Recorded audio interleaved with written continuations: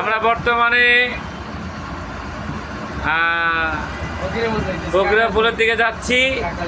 কাকরাইল মোড় পার হয়ে প্রচুর পরিমাণ বৃষ্টি হচ্ছে এবং রাস্তার ভিতরে মিনিমাম 2 থেকে 2.5 ফুট পানি হয়ে গেছে। চাক্কা এবং সাইডের বডি সহ ডুবে যাচ্ছে। জানি না সামনে আরামবাগের কি পরিস্থিতি। প্রচুর পরিমাণ বৃষ্টি ঢাকা সিটির ভিতরে, বাংলাদেশ ঢাকা সিটির ভিতরে। দেখেন কি অবস্থা, রাস্তা প্রচণ্ড ডুবে গেছে। এইটা হলো বিএমপি কার্যালয়ের সামনে, জোনাকি হলের ফকিরাপুলের আগে। প্রচুর পরিমাণ পানি উঠে গেছে, প্রচুর পরিমাণ পানি রাস্তার ভিতরে। অবস্থা খুব ভয়ঙ্কর, খুব ভয়ঙ্কর।